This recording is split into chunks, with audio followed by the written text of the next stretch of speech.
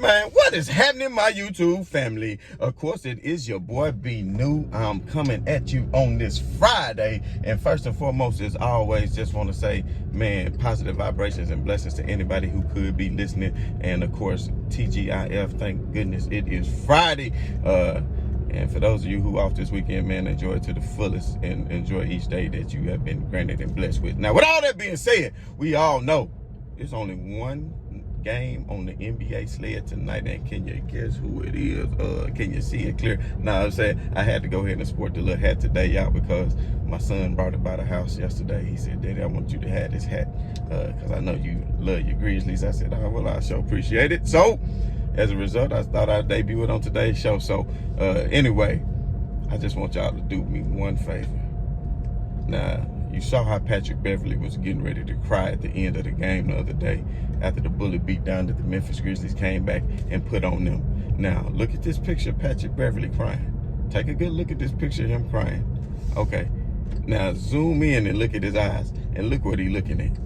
Look what he's looking at. I saw this on the internet, man. I was so tickled. I don't know if it's real or it's fake. I'm pretty sure it's not real, because if his eyes gleaming and hazy like that, Patrick Beverley doing some stuff in the game that he shouldn't be doing. Although it might be because of the tears that's from his eyes from crying.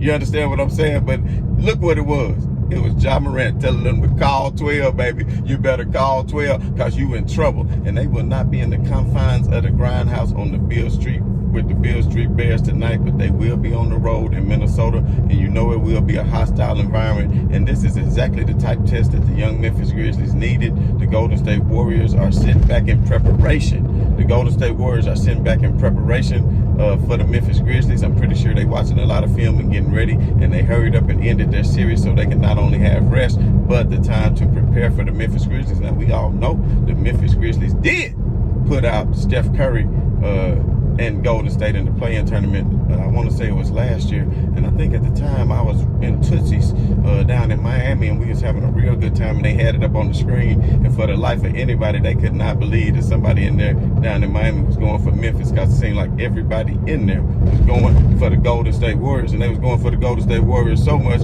your boy almost found himself in some trouble, because you know it can get a little bit shady down there in Miami, but you know what I'm saying? Luckily, I got up out of there safely, and here I am with you still today, and I really appreciate everybody who tuned in and showed me plenty of love. I want to give plenty of love back, but in all seriousness though, you know I love breaking down the games and everything, and you know, last night we saw that the Dallas Mavericks were able to prevail over Utah by 2 points in a great game, and I just feel like Dallas, I don't know, they're really showing me something. They were without Luka. Now Luka has returned to the fold. I think they're really showing me something. I don't know. They growing on me for what they're going to be capable of doing in this Western Conference against the Phoenix Suns.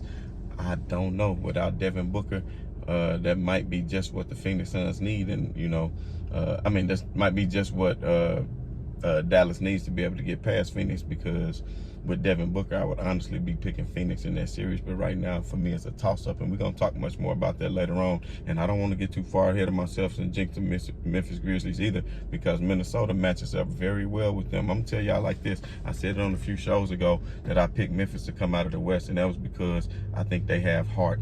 And they've been down in this series. They was down 1-0. They came back and they showed resiliency. They also... not only were they were down by, 25, 30 points in game 3 on the road in Minnesota, and came back and won that game, which was crazy because I was traveling. I wasn't able to see that, but I did hear some of that on the radio after I switched it back after being so mad that they was losing. You understand what I'm saying? But at the end of the day, there's a lot of other good games going too, because you know Milwaukee is going to be taking on Boston Central Time, 12 o'clock on Sunday, and I don't know. That's going to be a very tough series to predict, but I would like to do a full breakdown of that maybe on tomorrow's show as we go into that game. I just feel like Tatum is going to cause some matchup problems, but I honestly feel that Giannis is that guy.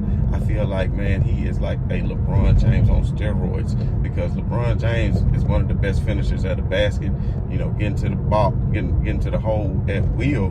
That's something that Giannis has been able to do as well, and he has that same physique and strength and power, even more so than I would say to LeBron, because of his stature and the way he hits the gym. And I mean, you He's improved his three-point shooting. He's improved his free throw shooting. Like, that's something LeBron didn't do over the course of 20 years. Never really improved his free throw shooting. Maybe he just never focused on it as much as he should have.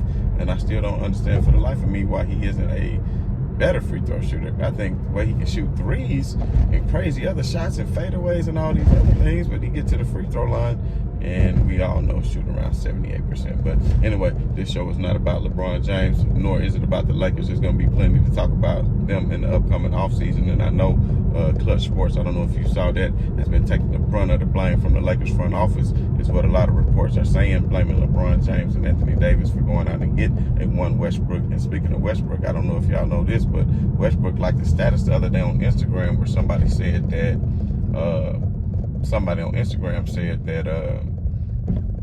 you need to leave LA, and then he liked it. You know what I'm saying? So I don't know how much the talks are going on, but I mean, I just feel like the Lakers can still be in contention next year because LeBron James is still playing at a high level, and if Anthony Davis can get healthy, and if they can get Westbrook off of the team, and they can fill all these role players, if they can bring back a Monk, if none can actually come back and play healthy, and then you can surround them with a few more shooters, because that's what the league has really become, is a lot of three-point shooting.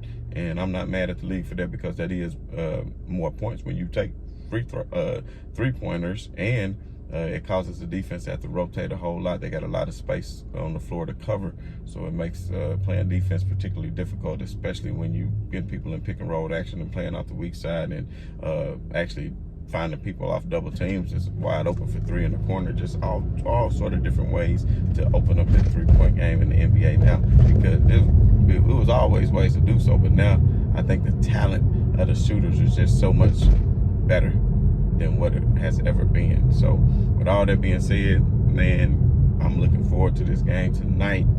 I think it's going to be a great game. What I really expect to see, if I really had to make a prediction, I think Memphis is going to take care of business, just because they don't want a game 7.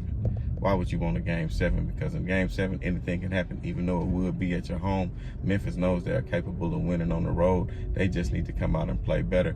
The other night, in that same game, Memphis missed a lot of open three-point shots, and I think that's really what made the game close, and they missed a lot of free throws too. So Memphis cannot afford to go out and they can't afford to go out and just blow a lot of open shots that way. They need to make sure that they can stay close in the game, and if they stay close in the game, I feel like they have what it takes to be able to finish the game. So with all that being said, man, this is your boy B New. I'm saying, man, right on to the real. Much love to these haters. Everybody have a happy Friday. Oh, yeah, and let me give a final prediction to the game. I'm going to have to go out on a limb. I think it's going to be a lower scoring game. I think the defense is going to play a good part in it, and I'm going to go Memphis 109, Minnesota 104. That's just what I feel right now, But anyway, right on to the real. Much love to these haters. I'm out.